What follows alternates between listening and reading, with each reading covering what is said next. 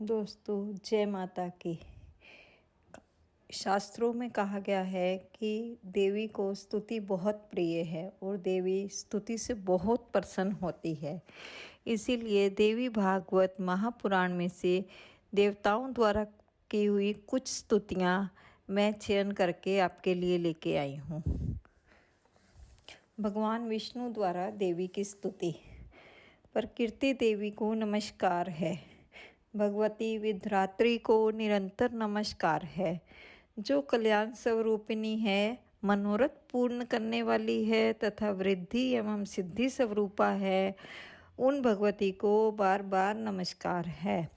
जिनका सच्चिदानंद में विग्रह है, जो संसार की उत्पत्ति स्थान है तथा जो सृष्टि स्थिति संहार अनुग्रह एवं तिरोभाव रूप 5 कृत्यों का विधान करती हैं, उन भगवती भुवनेश्वरी को प्रणाम है। सर्वाधिष्ठान मई भगवती को नमस्कार है। माता, मैं जान गई यह संपूर्ण संसार तुम्हारे भीतर विराजमान है। इस जगत की सृष्टि और संहार तुम्ही से होते हैं। तुम्हारी ही व्यापक माया इस संसार को सजाती है। अब मैंने तुम्हारा पूर्ण परिचय प्राप्त कर लिया कि तुम अखिल जगतमयी हो। इसमें कोई संदेह नहीं है। सारा विश्व सत और असत में विकार स्वरूप है। तुम समय समय पर चेतन पुरुष को इसका विस्तार दिखाया करती हो। 16 एवं 7 तत्वों से तुम्हारा विग्रह संपन्न है। हमें इंद्रजाल की भांति तुम्हारा साक्षात्कार होता है। यह निश्चय है कि तुम मनोरंजन के लिए लीला कर रही हो। तुम्हारी शक्ति से वंचित होने पर कोई भी वस्तु अपने रूप में प्रतीत नहीं होती। तुम्ही अखिल विश्व में व्याप्त हो कर विराजमान हो। माता, बुद्धिमान पुरुष कहते हैं कि यदि तुम्हारी शक्ति अलग हो जाए तो जगत की व्यवस्था करने में पुरुष को सफलता मिलनी असंभव है।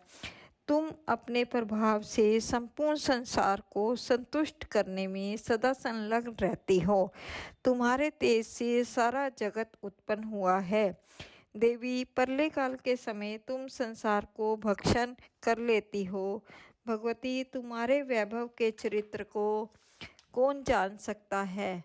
माता, तुमने मधुकैटभ के चंगुल से हमारी रक्षा की। मणिद्वीप आदि विस्तृत लोक दिखलाए। माता, चरण कमलों में मस्तक झुकाकर मैं तुमसे यही मांगता हूँ कि तुम्हारा यह रूप निरंतर मेरे हृदय में बसा रहे।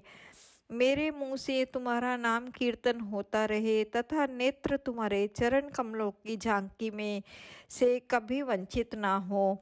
अरे, मेरे प्रति तुम्हारा ये भाव बना रहे कि ये मेरा सेवक है और मैं मन से सदा तुम्हें अपनी स्वामिनी माना करूं। माता, पुत्र की भांति यह अव्यभिचारिणी धारणा हम दोनों के हृदय में सदा विद्यमान रहे। जगदम्बा, तुम जगत के संपूर्ण प्रपंच को जानती हो, क्योंकि सारे ज्ञान की अंतिम सीमा तुम्ही में समाप्त हो गई है। मैं तुमसे क्या निवेदन करूं? भवानी, जो उचित हो वही करो। तुम्हारी इच्छा के अनुकूल ही कार्य होना चाहिए। ब्रह्मा सृष्टि करते हैं, विष्णु पालन करते हैं और रुद्र संहार करते हैं, पर जब तुम्हारी इच्छा से उनमें शक्ति उत्पन्न होती है तभी वो इस कार्य के संपादन के अधिकारी होते हैं। गिरिराज नंदिनी, तुम सबकी माता हो। जगत का पालन करना और उसे टिकाए रखना तुम्हारा स्वाभाविक कार्य है। वरदायिनी भगवती, तुम्हारी शक्ति से संपन्न होने पर ही सूर्य जगत को प्रकाशित करता है। तुम शुद्ध स्वरूपा हो। ये सारा संसार तुम्ही से उद्भासित हो रहा है। ब्रह्मा, विष्णु और शंकर सभी तुम्हारी कृपा से विद्यमान है। उनका आविर्भाव और तिरोभाव हुआ करता है। केवल तुम ही नित्य हो, जगत जननी हो, प्रकृति और सनातनी देवी हो। यह निश्चय है कि बुद्धिमान मनुष्यों की बुद्धि और शक्तिशाली जनों की शक्ति तुम्हें हो। कीर्ति, कांति और कमला तुम्हारे नाम हैं। तुम शुद्ध स्वरूपा हो।